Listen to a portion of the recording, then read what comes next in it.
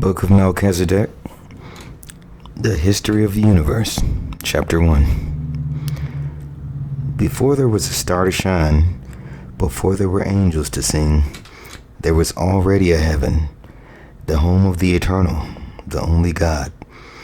Perfect in wisdom, love, and glory, the eternal lived in eternity, before realizing his beautiful dream in the creation of the universe. The countless beings that make up the creation were all idealized with love.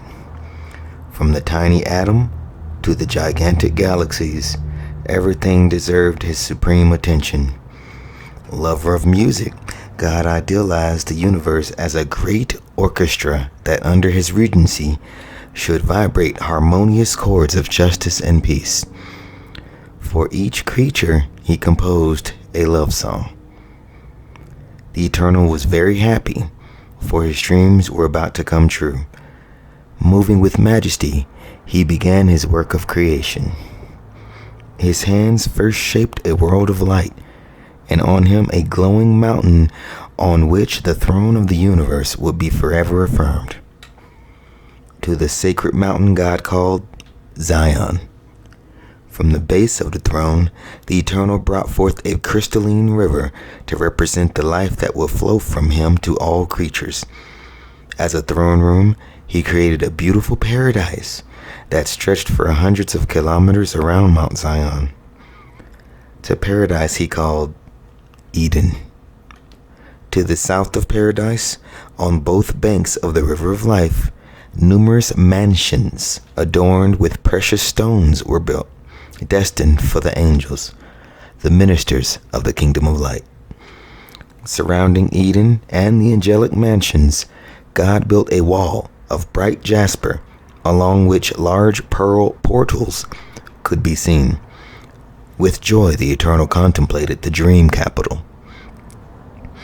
The city in its splendor was like an ornate bride ready to receive her husband. Affectionately, the great architect called her Jerusalem, the city of peace.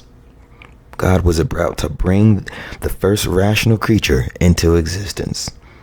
He would be a glorious angel among all the most honorable, adorned by the shine of precious stones.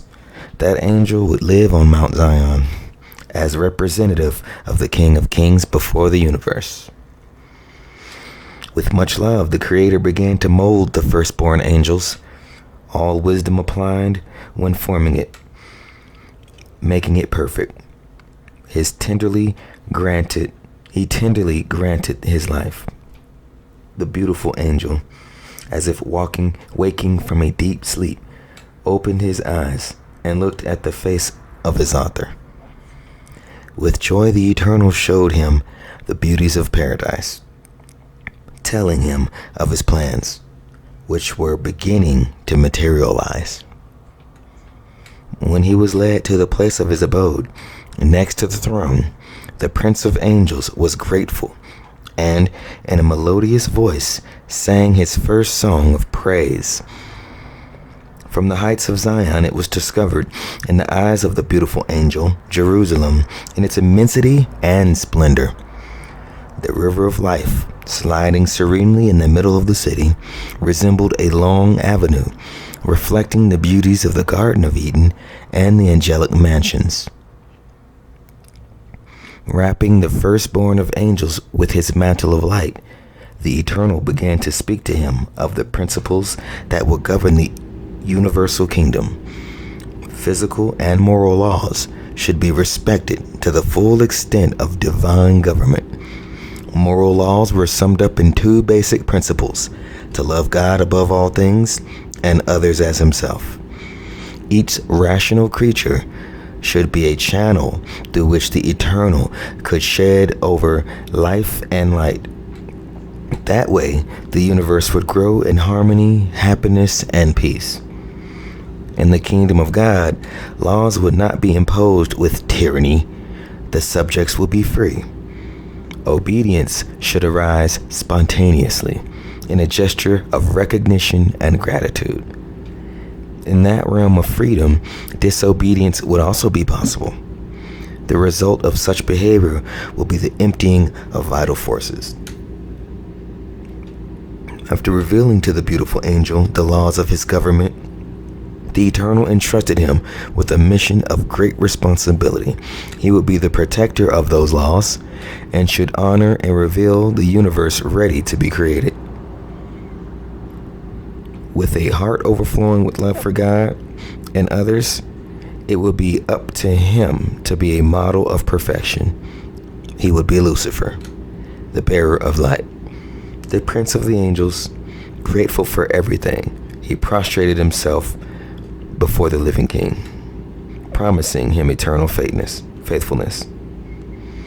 The Eternal continued his work of creation, bringing into existence innumerable hosts of angels, the ministers of the kingdom of light. The holy city was populated by those radiant creatures who, happy and grateful, joined the voices and beautiful songs of praise to the Creator. God now brought into existence the universe that, full of life, would revolve around his throne, affirmed in Zion. Accompanied by his ministers, he set out for the great accomplishment. After contemplating the immense emptiness, the Eternal raised his mighty hands, ordering the materialization of the multiform wonders that were to compose the cosmos. His order, like thunder, reverberated everywhere, causing as if by charm galaxies without numbers, full of worlds and suns, paradise of life and joy, all spinning harmoniously around Mount Zion. When witnessing such a great fact of the Supreme King, the angelic hosts prostrated themselves, causing a song of triumph to pass through the illuminated space in salutation to life. The whole universe joined in that song of gratitude and promise of eternal fidelity to the Creator. Guided by the Eternal, the angels began to know the riches of the universe. On that sidereal excursion, they were admiring at the immensity of the kingdom of light. Everywhere they found worlds inhabited by happy creatures who received them at party. The angels greeted us with songs that spoke of the good news of that kingdom of peace. As precious as life, the freedom to choose, through which creatures could show their love for the Creator, required proof of faithfulness. With the purpose of revealing it, the Eternal led the host through the illuminated space until it approached an abyss of darkness that contrasted with the immense brightness of the galaxies. In the distance, that abyss had revealed itself insignificant in the eyes of the angels, like a spot without light. But as he approached, he showed himself in his enormity. The Creator, who at every step revealed to the angels the mysteries of his kingdom, was silent there, as if keeping a secret for himself. The darkness of that abyss consisted in the test of faithfulness. Turning to the hosts, the Eternal solemnly affirmed, "All the treasures of the light will be open to your knowledge, except the secrets hidden by darkness. You are free to serve me or not. Loving the light, you will be bound to the source of life." With these words, God made separation between light and darkness, good and evil. The universe was free to choose its destiny.